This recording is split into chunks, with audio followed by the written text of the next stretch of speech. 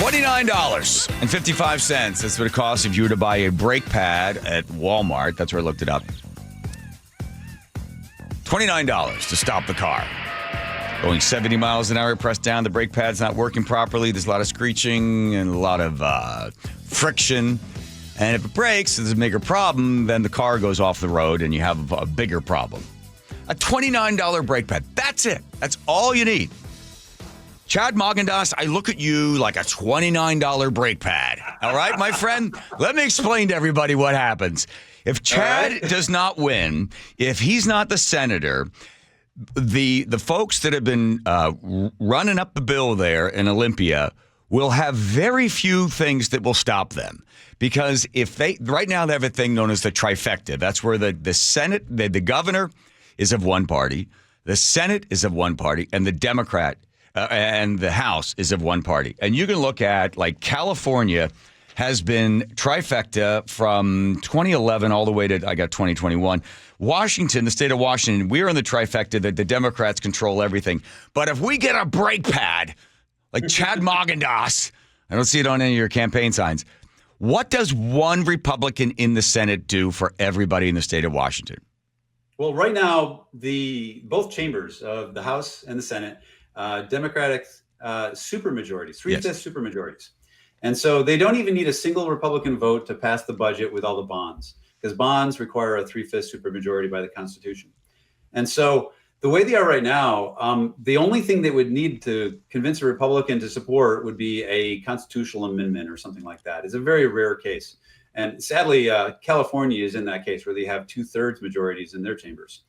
And so just being able to break the three-fifths supermajority means that they have to work with us a little bit. Yeah. And we can stop the worst of the worst. Now, ideally, I'd love to be in a situation like when I served back in 2013 to 2017, where we had bipartisan legislature. We had the Senate's in control of the Republicans in control of the Senate and Democrats in control of the House. And we had to work together on every bill. But at least just picking up this one seat, we'll be able to stop the worst of the worst. Right, because if it gets even worse and they get to 2/3 majority, they can actually change the Washington state constitution. Yeah, and they're going to go after an income tax, graduated income tax. They might, pull back the 3/5 majority required to pass bonds, which would affect both the state and all of your local property taxes, because we have bonds that go out to schools all the time. There's a lot of protections that we have inside the Constitution that they're anxious to get their hands into. They've even said outright that they'd love to, further disable the initiative system, which is really our only checks and balances on their power right now. And they've done everything within the Constitution that they could do. If they get their hands into the Constitution, they could shut it down entirely. So if I'm adding up everything that your opponent, Victoria Hunt, voted for, I think it's $9.4 billion. Check. I like that. She says $3.2 billion for transportation budget. Oh, yeah. $2 billion as well. That's an additional, that's in taxes. And then $1.5 billion and more taxes, sale taxes included in there. That's $2 billion. So altogether, added all up, is $15 billion of taxes. And your opponent seemed to be in favor of this. I think they don't refer to them as taxes. They refer to them as investments or revenue. Investments, yes. She's been a good soldier. She has voted party line on every single thing that's come in front of her. And that was something that I had as an advantage last year when I ran against Bill Ramos, is that at that point, he had the most partisan voting record in the 5th District, going all the way back to when they first started publishing results, which is over 34 years ago. And I had the most independent record. And I was kind of bummed that I was going to have to give up that talking point. But she came in and she actually blew him away. She's actually more partisan than Bill. And so I can still use that same talking point. So it still works for you. For does. people that don't know you, you worked on a nuclear submarine. You then went to Microsoft, worked at Microsoft in the glory years of Microsoft. Then you decided to dedicate your life to teaching as well. You teach computer science classes. And I don't know if you still do this or not, but I remember a number of years ago, you and I were talking about what was happening in schools. I don't think the term woke was used at that time. But you said to me, well, I don't make them, but I still do the Pledge of Allegiance in my class, and I tell the kids, if they don't want to stand, they don't have to. Just be respectful for those that are standing, but I will continue to say the Pledge of Allegiance. Do you still do that? I still do, yeah. And I'm actually surprised when I sub for other teachers that they don't. because obviously I'm in my classroom when the announcements are going on. I don't see what the other teachers throughout the school are doing. But every time I've covered for somebody during second period when we do the announcements, nobody's ever standing up. And there's no coercion involved there. But I will tell them stories about, I've visited 30 countries. I've visited every single state in the union. And, they'll be thinking, oh, Scandinavia, that's the ideal system. It's like, well, I visited Scandinavia. It's beautiful. They have a very homogenous, makeup of their demographics. And, they're paying over 50% in income tax. How do you feel about that? Yeah. How do you feel about Finland requiring mandatory military service? And so these are good conversations to have. Yeah. That they're not getting from anywhere else in our public school system. The other thing I remember reading about you, Chad, is that during the whole COVID lockdown, the kids were online, classes could be online. And then you said, well, listen, since the classes are opened again, is it okay if I have the cameras on in my class since we had it on before and there's obviously no privacy problems because we had them on before? I'm going to keep the cameras on. Still the case? I still do that. And the kids can go back and watch all the recordings if they weren't paying attention or maybe they missed a class. Parents at any time could just hop on their kid's laptop and, visit my classroom as if they were just able to sit in the back of the class. I have to bring my A game because I'm going to be recorded, but the kids do too. And so I really don't have any problems with classroom management because they know that everything's on the record. And what really convinced me of this was a conversation I had with law enforcement back when we were talking about body cams when I was in the legislature. And I was like, you guys seriously don't want body cams, do you? And you're like, oh, no, we love body cams. And I said, really? You want to have your life under that kind of, focus? Everything you do is on the record? And they're like, no, you don't understand. 99+% of the time, that camera is going to back up our version of the story. And so we want those cameras on. Yeah, everybody's in the back. I've gotten used to it. Everything we did in the legislature, on the floor, in the committee hearings, everything we did in the school board, when I was president of the school board, that was Open Public Meeting Act. I'm used to working in the public eye, especially when we're on the public payroll, and it seems to make sense to me. Yeah, it does make sense, but things that make sense are often ignored. I got to say something, Chad. I think that because we've had Ann Davison in, we had Bruce Harrell came in, Katie Wilson's been in. I think the uphill climb for anybody out there is the fact that, especially if you're a Republican or at least a moderate Democrat or consider yourself to be an independent, I think they feel broken. I always say this to Jim Walsh. It's like you guys are the opposing team to the Harlem Globetrotters. People, it's just at this point, you probably have about 3,000 votes that you need to get. You're not going to be able to convince somebody to all of a sudden go, well, it's between a tax and spend person or Chad. I don't really know. You got to just motivate the person to take that piece of paper off the kitchen table and stick it in the ballot box. That's it, right? Yeah. And that's frankly a lot easier than trying to convince somebody who wouldn't vote for you to vote for you. If you got a conservative who's just not sending in their ballot. So we've been hitting a lot of doors these last few weeks, knocking on doors saying, hey, can we help you with your ballot? Do you need any assistance just getting it to a ballot box? If you have any questions, we're there to answer the questions. But I think a lot of people who were involved with last year's election, because it was such a high profile election and we always focus on the top of the ticket, they think that these odd years don't matter. But as you pointed out earlier, one vote in the Senate can break that supermajority and really change the landscape quite a bit. Yeah, and I was reading the study that was done. That's where I found the whole trifecta stuff.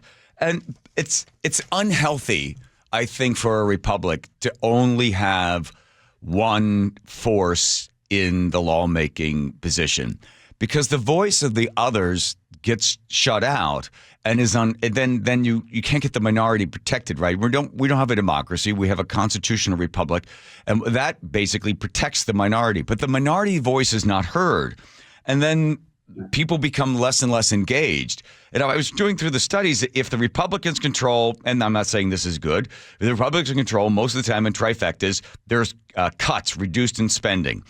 And then typically when Democrats are in control, significant revenue increases. And this is across the board for the last 20 years. In the 14 states Republicans held continuous control, 4 states where Democrats had it, the basic action was cut or raise taxes.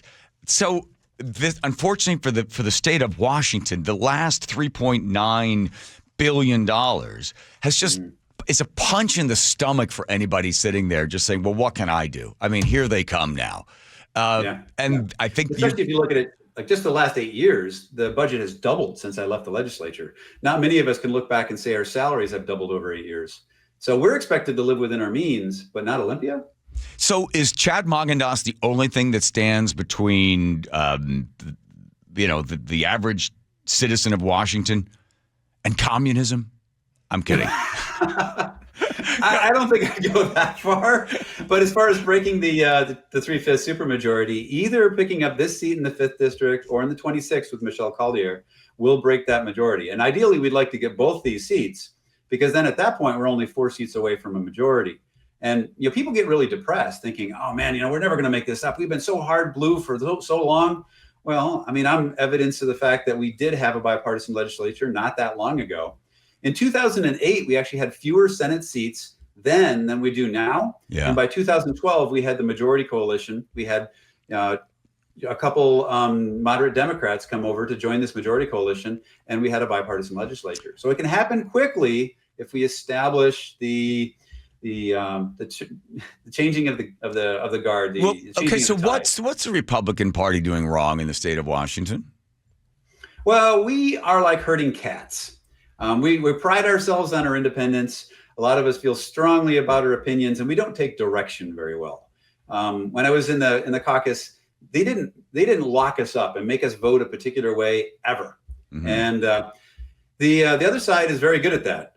You could argue that it's herding cats versus herding lemmings. I mean, they will follow the party right off the edge of the cliff, even with fiscal policies that we know economically, historically, have never worked, because they have that kind of loyalty. We don't, and we tend to fracture. You saw this, very prevalent in the gubernatorial election last year, where you had kind of the hard right, with Semi Bird, and the moderates with Dave Reichert, and that was a schism in the party that's frankly still healing. The party needs to get its act together, because last time you ran, they didn't do butkus for you, nothing. I mean, you were. Well, how much money did you raise on your own?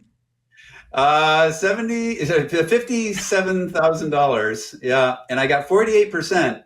One-man campaign. I did everything. I did my website, my PDC filing, my marketing, my ads. I did everything, and still came out with 48%. Outperformed Trump more than any potential GOP pickup in the entire state. And speaking of Trump, I think there's a new ad out against you. Do they put Trump hair on you? Is that they've done? They did. Yes. You saw that? Yes. Well, what I love about it is that the same PAC is running ads saying that we're ultra MAGA, yes, and running ads saying that we're rhinos, right? Right. It's like, okay, make up your mind. I think Jason Rantz, right or the hard left or what? Yeah, Rantz has the story that the people that are the PAC that's sending that out, they're sending both of them out so you get both of the same house. So you get hey, they're MAGA. And then, they're rhinos. They're not real Republicans. So the PAC is sent to everybody. They get both of them. So I guess they're just trying to get people either with bad short-term memory problems or schizophrenia or something like that. But how do you look with Well, it is a legit strategy, because I have to thread a needle. I have to keep my base, and I have to pick up the swing voters. Right. That's my route to victory.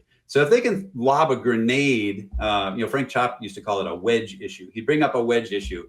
Usually it was abortion or something like that. That would divide the caucus, yeah, and effectively paralyze us. That's all that they need to win here, and they kind of know it. It seems kind of crazy with them running, completely opposite ads, especially if it's arriving at the same house. Yeah. But there is a method to their madness. Yeah. Again, it's so simple. If you need only 3,000 votes, and people are sitting there complaining, and they're now starting to notice as all these sales taxes and the property taxes continue to increase, and I think the direct theft into the CCA, rather than just feeling like you can't do anything, put the ballot in the mail, and at least you'll have one voice in there that would. And Chad, I've known you for probably 20 years. You're a reasonable guy. You're really good at sort of being able to extend the open hand or the olive branch, or at least be able to explain why this would make a better law and how the outcome could be better served for everybody, as opposed to the special interest. So again, I'm directly just imploring anybody, if you don't like the direction, or you think it's going too fast in the direction that's costing you more money, put the ballot in the mail and get Chad in there, for crying out loud. By the way, who's going to teach your class? They don't get if you leave. Seattle Times endorsements and outstanding. That's right. The Seattle Times endorsed you. Crazy. Yes. All right. Well, who takes over your class if you get elected?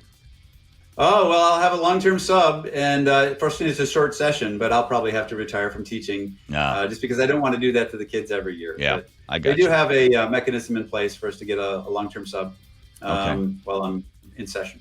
Well, we'll all stand now for the Pledge of Allegiance. Thanks, Chad. Appreciate it. Thanks, John. All right, here he goes.